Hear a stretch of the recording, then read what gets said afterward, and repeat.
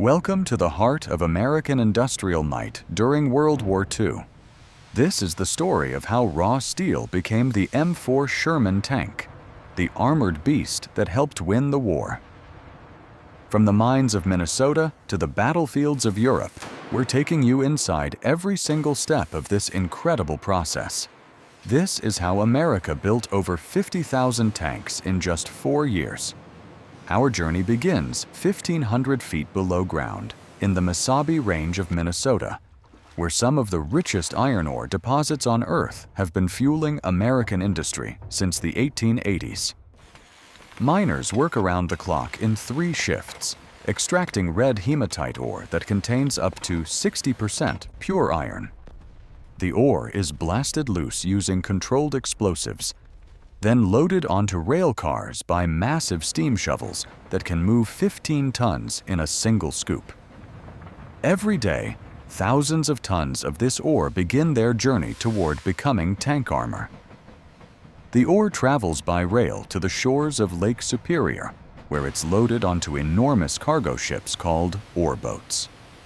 These vessels, some stretching over 600 feet long, can carry up to 14,000 tons of ore in a single trip. They navigate the Great Lakes for nearly 1,000 miles, passing through the Sioux Locks, one of the engineering marvels of the era. The journey takes about 5 days, and these ships run constantly, even risking the dangerous late-season storms to keep the steel mills supplied. The ore arrives at steel mills in Gary, Indiana, and Pittsburgh, Pennsylvania, the beating hearts of American steel production. Here, the real transformation begins. The ore is first sent through massive crushers that break it down into uniform pieces. Then it's mixed with limestone and coke, a purified form of coal that burns at incredibly high temperatures. This mixture is loaded into blast furnaces that tower over 15 stories high and operate at temperatures exceeding 3,000 degrees Fahrenheit. Inside these infernos, chemical reactions separate pure iron from the ore. The limestone acts as a flux, combining with impurities to form slag that floats on top and is skimmed off. What remains is molten iron, glowing orange-white and flowing like water. But this iron isn't pure enough yet. It contains too much carbon and other elements that make it brittle. It needs to become steel. The molten iron is transferred in giant ladles, each holding hundreds of tons, to the open hearth furnaces. These rectangular furnaces, some measuring 30 feet wide and 70 feet long, are where iron becomes steel. Oxygen is blown through the molten metal, burning away excess carbon. Precise amounts of manganese, nickel, and molybdenum are added to create different grades of steel. For tank armor, they need a special formula: steel that's hard enough to resist penetration, but tough enough not to shatter on impact. The chemistry has to be perfect. After 8 to 10 hours in the open hearth, the steel is ready. It's poured into massive ingot molds, creating blocks that weigh up to 20 tons each. These ingots glow with intense heat as they cool, radiating warmth that can be felt from 50 feet away. Once they've cooled enough to maintain their shape but are still red hot, they're transported to the rolling mills. The rolling mills are where brute force meets precision. The steel ingots pass between enormous rollers that squeeze and stretch the metal like taffy, reducing thickness and increasing length. For tank armor, different thicknesses are needed. The front hull armor needs to be 2 inches thick to stop German anti-tank rounds. The turret armor requires even more. Side armor can be thinner, about 1.5 inches, to save weight. Each pass through the rollers brings the steel closer to its final thickness. The metal screams and sparks fly as millions of pounds of pressure reshape the atomic structure of the steel itself, making it stronger. The rolled steel plates are then heat-treated in specialized furnaces. They're heated to precise temperatures, held there for specific times, then cooled in controlled ways. Some plates are quenched in oil, others in water, depending on the desired properties. This process, called heat treatment, determines whether the armor will crack under fire or hold strong. The metallurgists running these furnaces are artists in their own right, manipulating temperature and time to coax maximum performance from the steel. Now we move to the tank factory itself. The Detroit Tank Arsenal in Warren, Michigan is one of several massive facilities built specifically to produce the M4 Sherman. This building covers 40 acres under one roof, making it one of the largest manufacturing facilities in the world. Here, over 15,000 workers, including thousands of women who stepped up to fill roles left by men at war, work around the clock in 3 shifts. The steel plates arrive by rail and are immediately inspected. Quality control is critical because a single weak plate could mean the difference between life and death for a 5-man crew. Inspectors use magnetic particle testing and ultrasonic devices to detect any internal flaws or cracks invisible to the naked eye. Rejected plates are sent back for remelting. Approved plates move to the cutting station. Giant shears, powered by hydraulics and capable of cutting through 2 inches of steel like scissors through paper, cut the plates to exact specifications. Each Sherman requires precisely shaped pieces: the front hull, rear hull, side plates, floor, roof, and the complex curved pieces for the turret. Templates ensure every cut is identical. There's no room for error when pieces need to fit together perfectly. The cut pieces move to the welding bays, and this is where the tank really starts to take shape. Welders, many of them women trained in just a few weeks, use electric arc welding to join the massive plates. The welding of a Sherman is an art form. Unlike riveted tanks, which can have rivets pop loose and fly around the interior when hit, welded construction is stronger and safer. Each weld must penetrate deeply and be free of porosity or inclusions. X-ray machines check critical welds to ensure quality. The hull comes together in sections. First, the floor is laid down as a foundation. Then, the side plates are welded on, standing vertical. The front glossus plate, angled at 56 degrees to help deflect incoming rounds, is carefully positioned and welded. The rear plate follows. Finally, the roof goes on. What was once separate pieces of steel is now a single unified structure weighing over 15 tons. While the hull is being assembled, other teams work on the turret. The turret is actually more complex than it looks. It needs to rotate smoothly under combat conditions, mount a 75mm cannon that weighs over a ton, and protect the 3 crew members inside. The turret casting is made separately in a foundry, where molten steel is poured into sand molds. This casting process creates the distinctive rounded shape that helps deflect enemy fire. The cast turret arrives rough and needs extensive machining. Giant lathes, some dating back to World War I but still perfectly capable, machine the turret ring to tolerances of a few thousandths of an inch. This precision is necessary so the turret can rotate smoothly on its bearing race. The gun mount opening is carefully machined, as is the commander's hatch and the gunner's sight openings. Now we move to the power plant. The Sherman uses a Continental R975 radial aircraft engine, the same basic design that powers many American bombers. This 9-cylinder, air-cooled engine produces 400 horsepower and is remarkably reliable. The engines arrive from Continental's factory in Muskegon, Michigan, already assembled and tested. But they need to be mated to the transmission and final drives before installation. The transmission is a complex piece of machinery in its own right. It's a 5-speed manual gearbox that allows the 30-ton Sherman to reach speeds of up to 30 miles per hour on roads.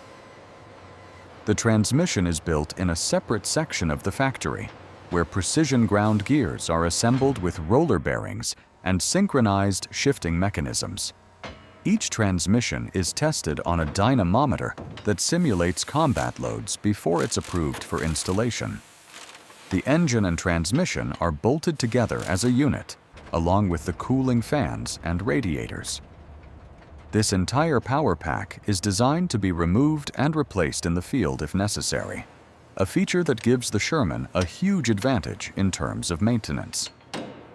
The assembled power pack is lifted by overhead cranes and carefully lowered into the rear of the hull through a large access door. Simultaneously, other teams are installing the suspension. The Sherman uses a vertical volute spring suspension system, or VVSS. Each side has 3 bogies, and each bogie has 2 road wheels. The suspension units are heavy, complex assemblies of springs, wheels, and arms, all designed to keep the tank stable over rough terrain.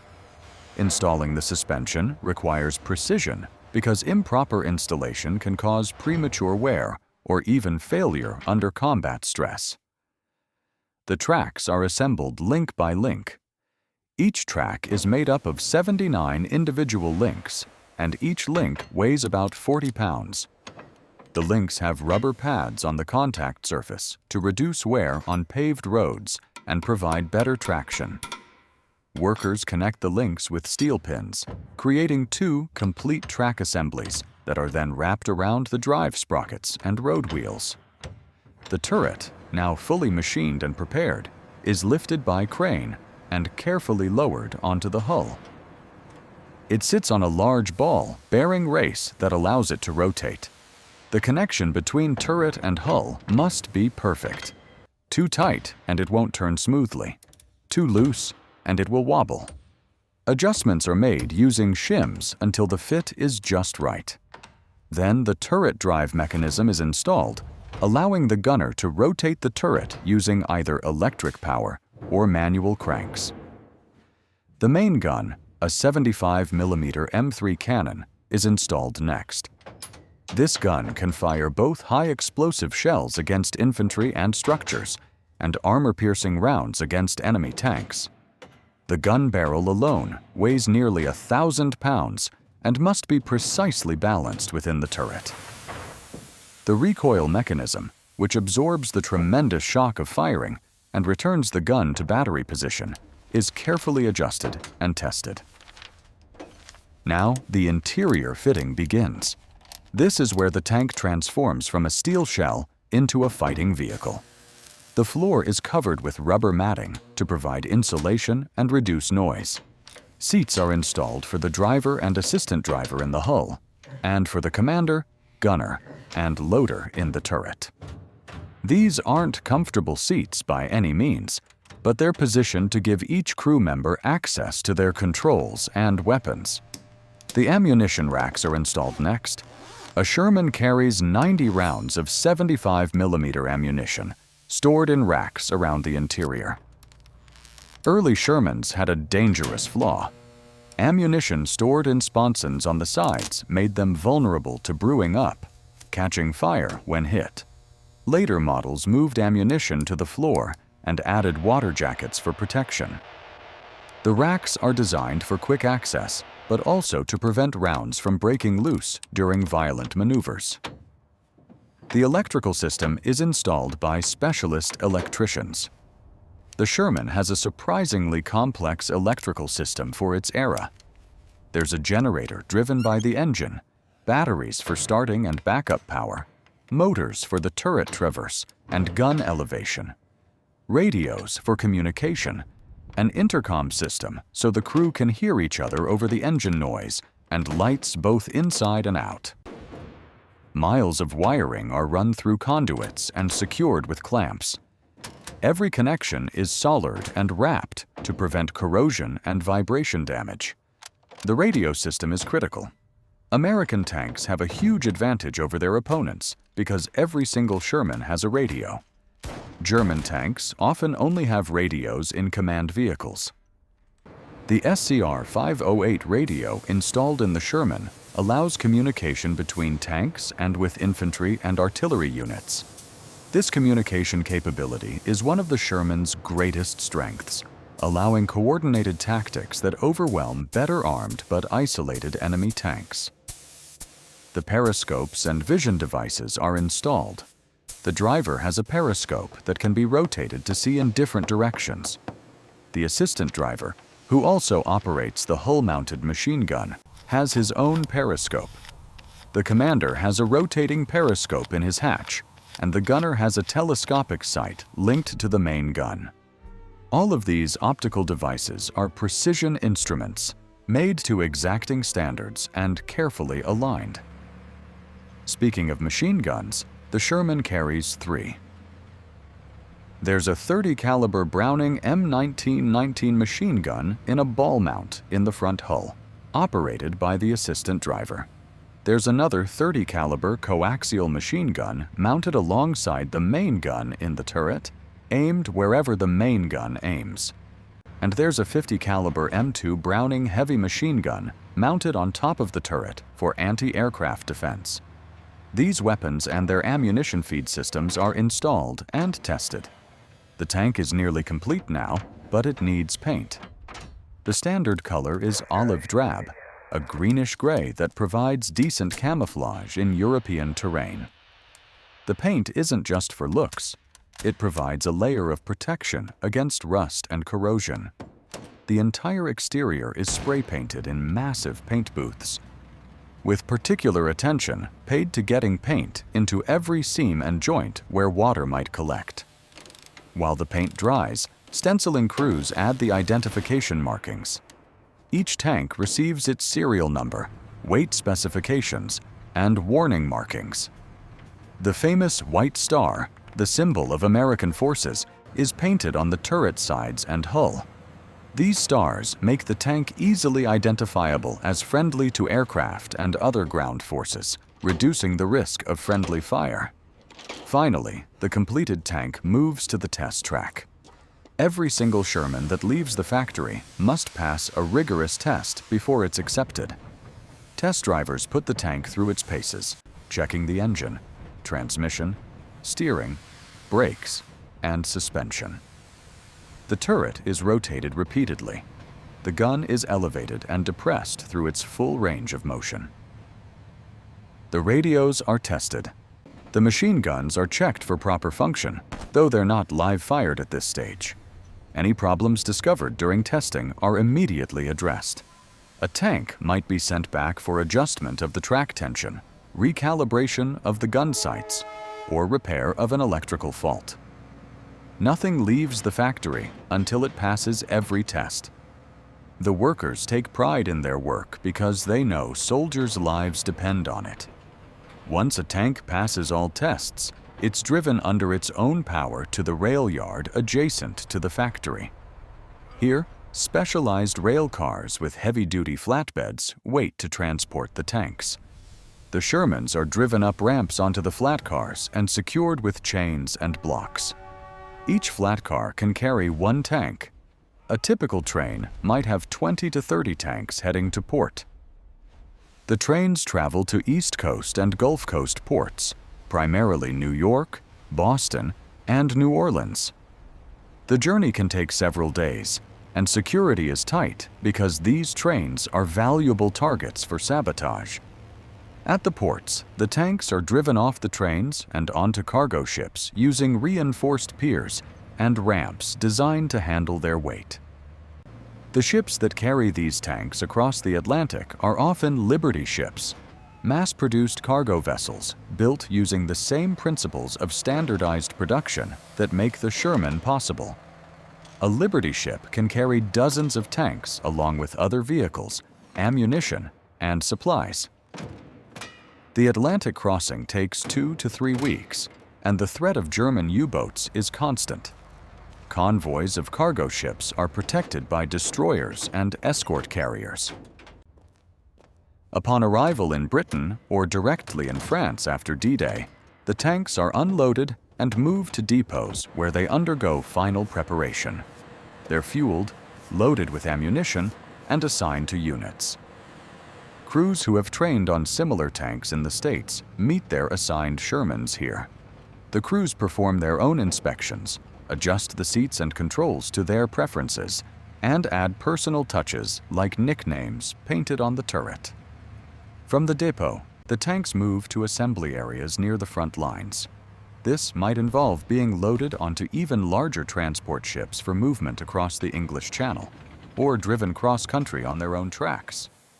The rubber track pads allow the Sherman to travel on roads without destroying the pavement, unlike purely metal tracks that tear up roads. Finally, the tank reaches the battlefield.